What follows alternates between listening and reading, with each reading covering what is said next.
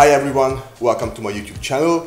Welcome to my first ever English speaking video. I mean the first video which is fully in English, not in Hungarian, as I am from Hungary. And what else can it be rather than my most popular video in Hungarian based the English language secret, the secret of the English language. So in this video I'm going to show you from anywhere of the world, no matter where you are from. If you want to learn English, this is the basic, this is the fundamental, and this is the structure you need in the future to be a perfect English speaker.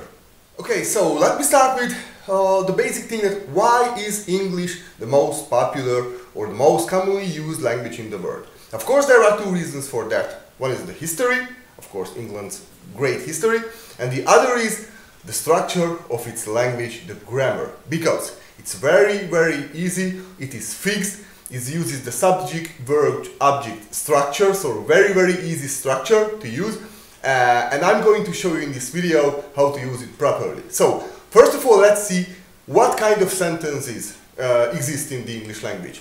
There is affirmative sentence, there is a negative sentence, there are yes or no questions, there are question word questions, questions that start with a question word, and there are imperative sentences. So these are the sentence structures that exist in the English grammar, and all the sentences you use are going to be used in this structure. Okay, so let's see. Affirmative sentence. Affirmative sentence starts with the subject, then comes the verb, then comes the object.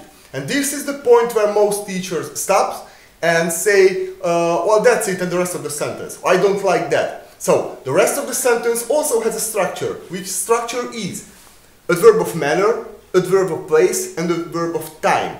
Okay, so this is completely full English structure, an affirmative structure of the English.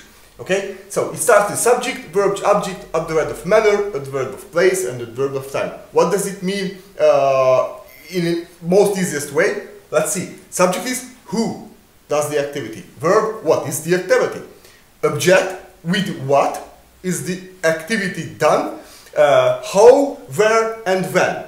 So this is the manner, place, and time adverbs. Okay? So, somebody always starts with who does this activity, the verb next, then the object, and the rest of the sentence. Okay, verb. If you study grammar tenses, the verb has also, the verb has every time gets something. For example, an as, or a gerund, or a to, whatever. It depends on which verb tense we use, okay? So this is just the basic, and it's the basic subject, verb, object. This is the order.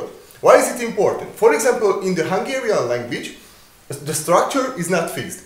You can put the words in different order, and Hungarians will understand that. Hungarian language is a very, very difficult language, probably one of the most difficult languages in the world. So for us, studying this structure is very, very important, and I would say this is the most important part of language learning, to know how an English sentence looks like, what is the structure of that, and we can put the words in this order. And no matter where you are from, no matter what nationality you have, no matter what is your native language, all you have to do is examine your sentence you would like to say. Let's say an affirmative sentence. What is the subject of that sentence? Verb, object, and the rest of the sentence.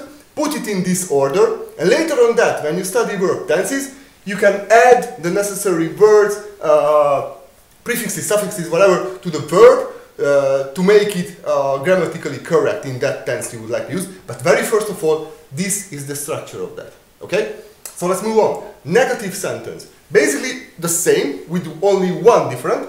After the subject comes the auxiliary verb and the not. The not means no. But basically, not is just not enough to use. You need an auxiliary verb for that. What is an auxiliary verb? It's a helper.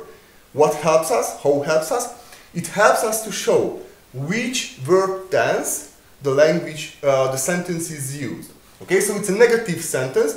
The auxiliary verb shows if it's in future, present, or simple, if it's in future perfect, or present continuous, or past simple. So every verb tense has its own auxiliary verb, and in a negative sentence, we know that we are going to now talk, for example, in past simple. We know that the past simple has an auxiliary verb. That's only it. So you cannot confuse it with other. It's only it. And you add the not word to the auxiliary verb. And here you have the negative sentence. The structure is basically the same. It starts with the subject, then which shows auxiliary verb, shows, helps us in which grammar, which verb tense it is. Add the not, because this is how you make a negative sentence. Then the rest of the order is the same as in the affirmative sentence. Verb, object, manner, place, and time of adverbs. Okay, this is the negative sentence structure. And if you move on to yes or no questions, and the question word questions, there are no new incomer, there are new elements. There are no new elements in the story. Yes or no question, what is that? The answer is yes or no. This is why it is given the name yes or no question. There are no question words in that. The answer can be only yes or no to these questions. How they start?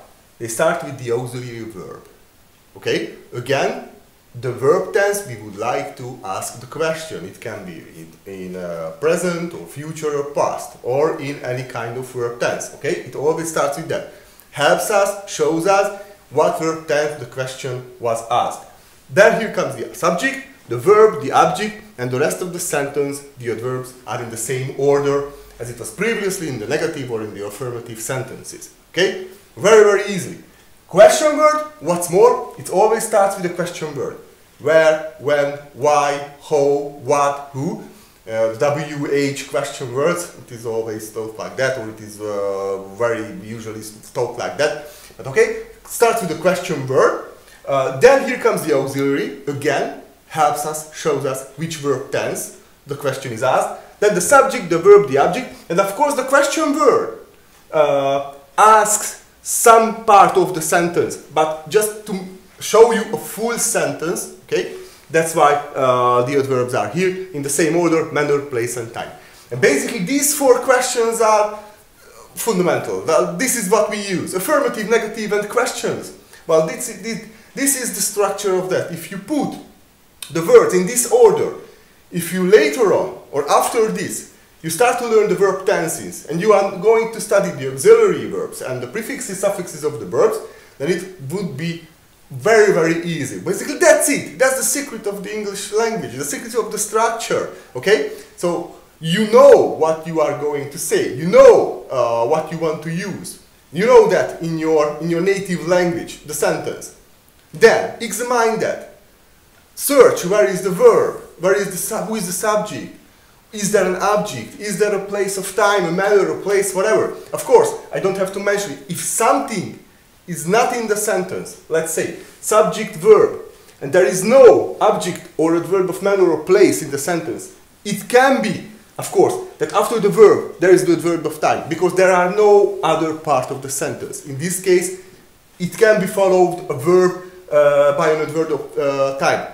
But this is just in this case, if there are no other part of the sentence.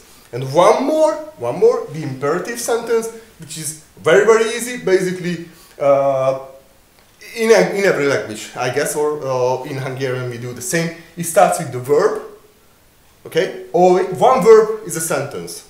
Let's say sit, stand, speak, eat, whatever. These are verbs. One verb is an imperative sentence. But if you want to add longer imperative sentences, the structure is the same. Object, adverb of manner, adverb of place, adverb of time. So basically, this is very, very easy. You don't have to care about the subject or any suffixes of the verb. You only need a verb from a dictionary, and that is enough. One verb for a dictionary is a sentence. It's an imperative sentence, so that's the easiest way to practice that. But basically, guys, this is it. This is the structure. This is the big secret. You know what you are going to say in your own language. Search the subject, the verb, the object. Put it in this order in the English language, and you will be ready. It's very, very easy. Very, very easy. Well, I hope you liked my first ever English speaking video. For me, I was a bit excited, so if I had some errors in that, forgive me. If you like this video and you want to have more videos in English about the tenses and other English grammar structures, please subscribe, please comment the video, whatever you like. If there are any structures you want to check, you want to know it clearly, you want to have an easy explanation for that, just write it down or send me a message on email or whatever. And until my next video, bye bye.